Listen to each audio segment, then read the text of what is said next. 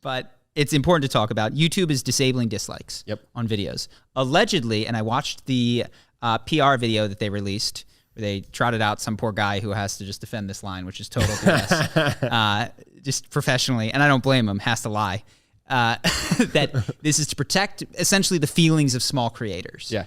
Now, there's a really easy way to do that, which is to disable likes on videos with fewer than 10,000 views or something. Like, problem solved. Smaller creators. You can only dislike a video after it gets past 10,000 views. We did it, YouTube. You're welcome. Solved your problem. Small creators are protected. You're welcome.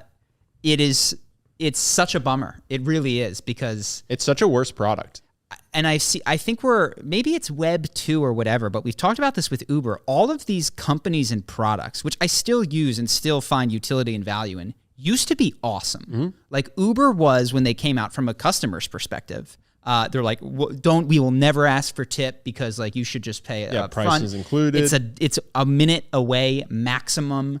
Always going to be cheaper than a cab. Always going to be cheaper than a cab. And we've arrived at a place where Uber doesn't show up, is more expensive than a cab. Tip is totally necessary in order for these drivers to make a living, they reveal later down the line after they've paid to acquire you as a customer. It's essentially, from a customer's perspective, obviously not from the driver, it feels like an app to order a taxi. Yes, but at least half of taxi drivers have gone out of business because of Uber's competitive practices. So now there are no taxis for you to take. Yeah. So you have to take an Uber. So now we're at YouTube, broadcast yourself.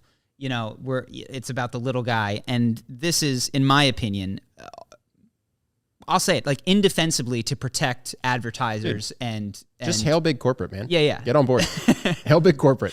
The dislikes, and I'm saying things that I've seen said before, but it was such a useful feature to know if you were being clickbaited by a video. Oh, yeah.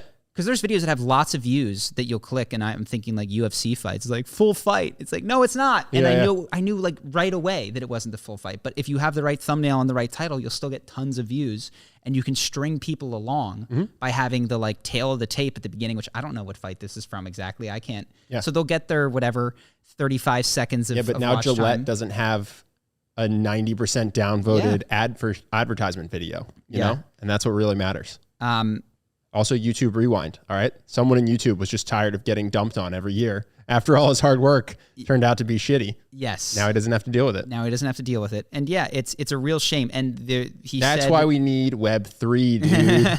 I'm getting more and more on board with decentralize. It's a bummer, because I think there's this natural, when you're not the incumbent, when you're the newcomer, you have to do things better for the audience in order to break in. And that's what a lot of these companies did, was they made it really customer friendly. And I was like, I love these corporations. They're amazing, and increasingly as they become the incumbents, they become worse and worse as they try to protect and build moats around their thing and cater more to advertisers and stop paying to acquire users and start extracting value from their users.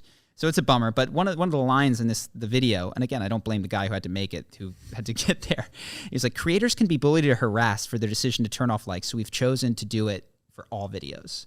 Like, there was already the opportunity to turn off likes and dislikes if you didn't like it. Well, you can also turn off comments. So let's just say I'm a creator. I'm like, man, I really don't like that I'm getting downvoted so much. I'm going to turn off my downvote option. And then I get a bunch of comments spamming me for doing that. I can also turn those off. And I can produce videos that no one can like, no one can dislike, and no one can comment on. That's a fully available feature.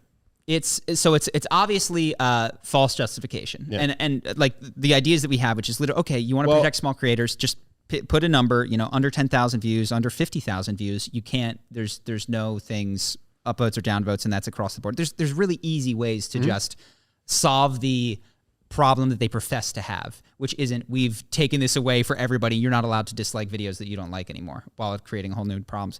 But even if we do take them at their word, the idea that because some people feel a level of shame for something that they've created, nobody is allowed to receive feedback and there can be no ratings, is such an unhealthy approach to self-esteem and society. Listen, like, feedback has upset people, so we've done away with feedback.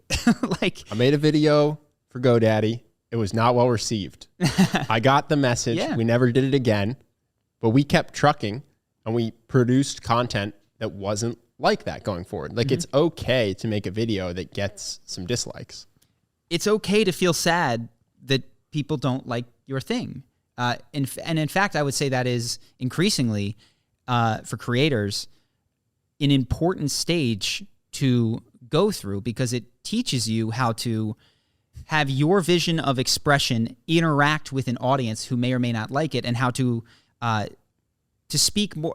It's feedback. It helps you be more effective. At what point do you think they'll just start limiting what videos you see on your homepage? It's like, well, we only wanted to give creators who are sad a chance. So these are all videos. Like, you don't get to watch ESPN anymore. They already do. They've already got the news bar, which is all, by the way, the most downvoted thing on hilarious. YouTube, which is like, what do you know? You're forcing these videos down my throat. They've all, everything related to COVID vaccines has a 10%, which is abysmal rate. I wonder if that was a big decision, if it was related to, and I think what happens is, quite frankly, they are turning down the knob of the audience, basically. The audience is going to get less and less say as we cater more towards established creators on YouTube in some cases, and also corporations that are now super interested on YouTube. Mostly corporations. So when I look at at least for me, advertisers, yeah. When I look at the news feed for YouTube, Phil DeFranco's not on there. Mm-hmm. It's all CNN, Fox, MSNBC. Oh, the ones that they force upon you. Yeah, exactly. Are those ones. They don't even go for the big creators. It's not like the biggest organic YouTube creator is featured there. Mm-hmm.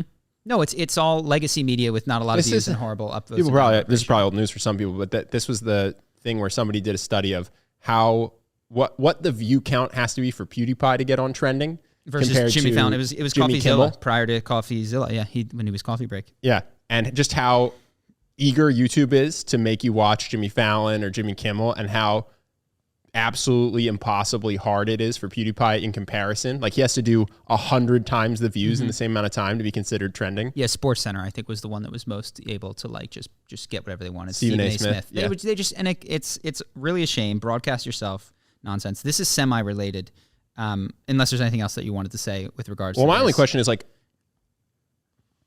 yeah, what do you do? This seems to be the organic. If we talk about entities as sentient, governments have their own consciousness and corporations have their own consciousness, not in the sense of feeling sadness, but just they act in their own best interest, and they get the organisms within them, the people, to do that, or they replace them, basically. And they have systems set up, like boards of directors, that will just fire you if you don't put profit first. So other than never going public, what do you do? What do you do if you're the founder of YouTube 10 years ago? You're going, I really hope we don't sell out and start hail big corporate nonsense where we make our product worse.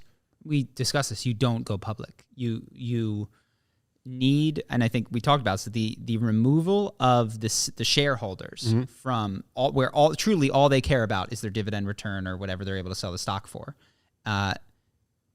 You need the leadership structure to be closely involved, I think, with moral decision making, such that they feel it weigh on them, and then they need to probably have a background and be trained, or at least even just by their mom and their dad, in caring about right and wrong and trying to do things based on principle and not just on profit.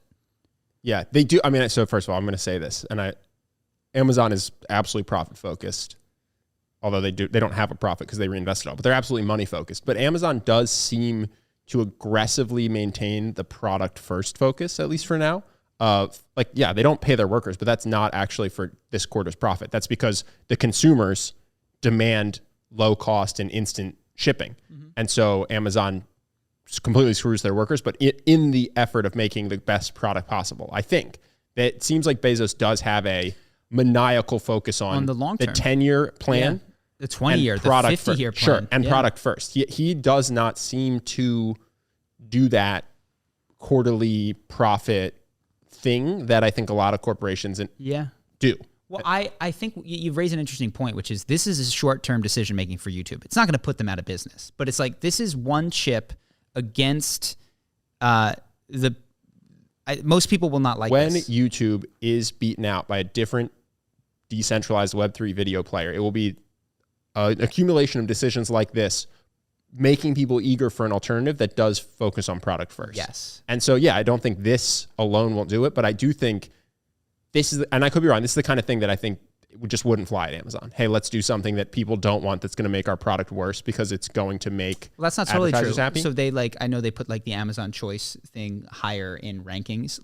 It's actually, there's obviously a combination of short-term and long-term decision-making, and quite frankly, customers, there's a step function of like, did I leave that or not? And it's like you can weigh them down with crappy things that increase short-term profits and not see any sort of movement from leaving your platform. I think that's partially why, is that it's not like a linear, we destroyed the customer experience and tomorrow we saw a decrease in users. It's like, no, nothing happened. Well, but we just made more money. But it will. This is kind of what I'm saying. Like we wrote an article about the X-Men movie franchise. I don't know if people probably never saw it because no one read our article. So I'll give you some summary of it. Hope that you guys enjoyed that clip. If you want to see more like this and have us do more podcasts, we are 100% funded by our generous patrons. And if you'd like to contribute, there's a link in the description, and we'll have one pop up on the screen right here so that we can do more podcasts where we have fun conversations and hopefully some deep ones like this. Either way, hope that you enjoyed the video, and I will see you in the next one.